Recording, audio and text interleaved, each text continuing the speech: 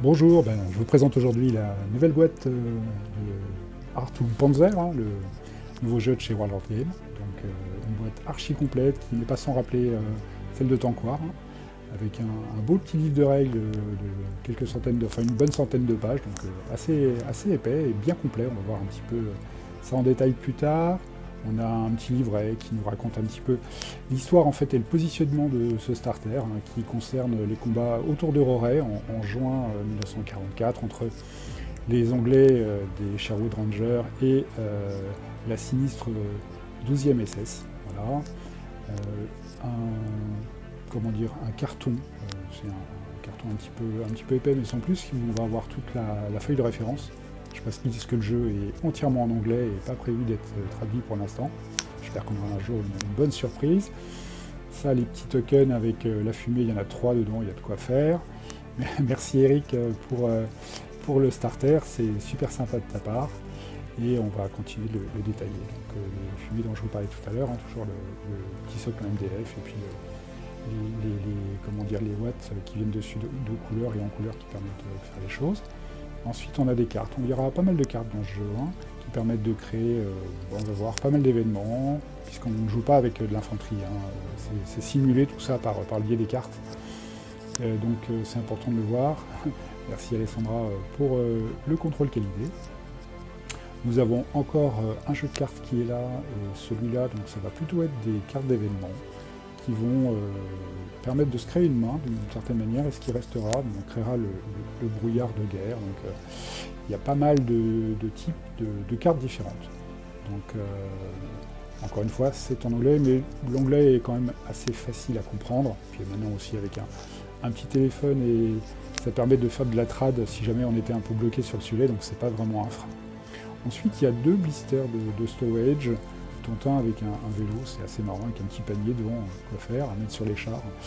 Voilà, un set de dés, je précise que le jeu, le starter est complet, il n'y a rien besoin de racheter en plus, donc il suffit à lui-même quelque part. L'autre blister de storage, là, avec effectivement des couvertures, des sacs, des choses comme ça, pour mettre tout le barda classique sur l'arrière des chars, notamment les chars alliés en général, plutôt américains d'ailleurs. Les tokens, alors il y a plusieurs planches de tokens. Elles sont classiques pour ceux qui connaissent les jeux Warlord Game. On est assez similaire en termes de taille et de nombre à ce qu'on peut trouver sur un jeu comme Black Seas par exemple, pour ceux qui connaissent. C'est du carton suffisamment épais, voilà, pour bien le prendre. Et ensuite on a les cartes des chars en eux-mêmes. Il y a plusieurs cartes. Alors je précise que ce jeu, en tout cas ce starter, est vraiment focus sur les Allemands et sur les Anglais à Rauray, donc c'est pour ça qu'on n'aura que les profils, en tout cas en carte, des Sherman, Firefly et type 5, et des Panthers, donc A et D.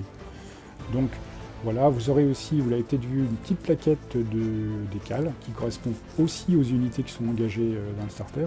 Je m'étais fait suer moi à les bricoler parce que j'avais pas les bons trucs à l'époque, maintenant ils sont là. Et puis vous avez des cartes d'As avec le char qui va bien spécifique derrière. Ici c'est Von Ribbentrop pour les Allemands. Et puis on a son pendant, son équivalent pour les Anglais. Vous voyez les petites cartes aussi qui viennent compléter, là que j'ai dans la main, qui sont des cartes de traits en fait, qui sont les caractéristiques de ces 2 As. Donc on a 2 cartes allemandes et 2 cartes anglaises. Vous marquerez aussi que les panthères, d'un côté c'est un panthère D, de l'autre côté c'est un panthère A. Voilà. Pareil pour les Sherman. D'un côté c'est un Firefly, et de l'autre côté on a un Sherman 5 classique. Voilà. Donc avec toutes les caractéristiques bien évidemment liées au char. On verra dans une autre vidéo un petit peu en détail comment, à la manière un peu d'un jeu de rôle quelque part, on va personnaliser son char et voir un peu quelles sont les caractéristiques qu'on va pouvoir lui donner, notamment auprès de son équipage. Voilà. Ensuite, le contenu de la boîte, ça va être principalement les kits qu'on connaît par le biais de Bolt Action. Donc là, on va avoir 3 Sherman, exactement la même chose que ce qu'il y a sur Bolt Action. Warlord Game s'est appuyé sur les kits existants pour faire ce jeu, ce qui est une très bonne chose d'ailleurs pour le coup. parce que ça permet de mixer, ça permet comment dire, d'utiliser les chars pour autre chose, voilà, de récupérer déjà les chars qu'on a pour Bolt Action pour les utiliser là-dessus. Donc il y a 2 panthères aussi. Et puis ensuite, vous allez avoir la fameuse ferme, voilà, on a aussi la ferme en ruine, un très beau kit qui permet de faire plein de choses. Donc ça c'est super et réutilisable pour tous les jeux Seconde Guerre, mais aussi surtout pour Bolt Action. Je précise que dans le livre de règles, il y a aussi un mode campagne qui est plutôt sympa, qui se joue sur 6 parties, mais on verra ça en détail plus tard. Voilà, merci.